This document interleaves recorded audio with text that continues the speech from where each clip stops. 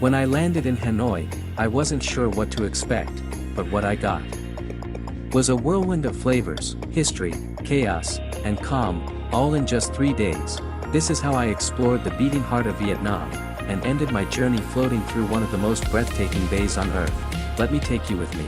The first thing I did in Hanoi was eat, not just anything. I had a bowl of pho, hot, fragrant, with slices of tender beef and fresh herbs. It was comfort in a bowl, the perfect way to start. Then I wandered around Hoan Kiem Lake, the spiritual and geographical heart of Hanoi.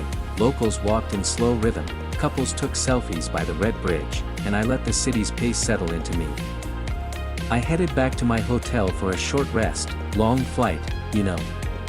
But Hanoi was just getting started. By late afternoon, I was recharged and ready to explore the old quarter, narrow streets packed with scooters, honking horns, and the smell of street food everywhere. One highlight? The train street, yes, a real train. Right through the neighborhood, with cafes just inches away. I sat there sipping iced coffee, waiting. And when the train came, it was thrilling. For dinner, I had something truly iconic, cha ca la vong, grilled fish, sizzling on the table, mixed with dill, peanuts, and noodles.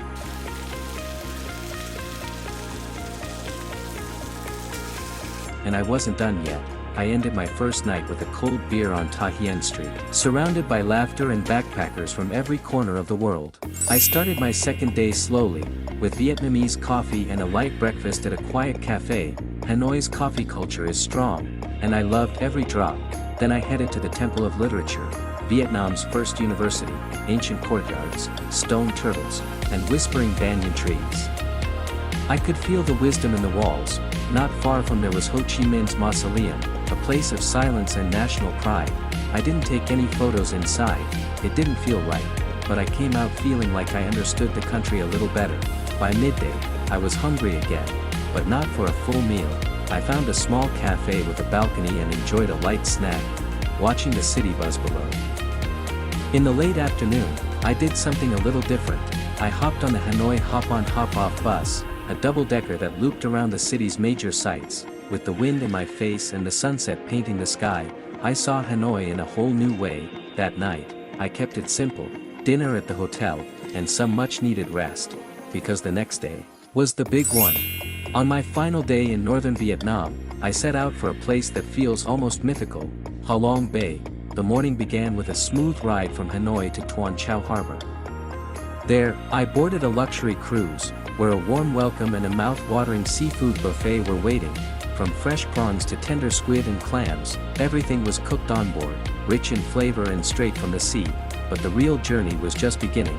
Our first stop was Sung Sot Cave, the largest and most spectacular cave in the bay. Walking through it felt like stepping into a hidden world, towering limestone formations lit by golden light, echoing chambers. Nature's architecture at its finest. Then came the thrill, a 20-minute speedboat ride across the bay. The wind roared, the boat danced across the waves, and for a brief moment, it felt like I was flying.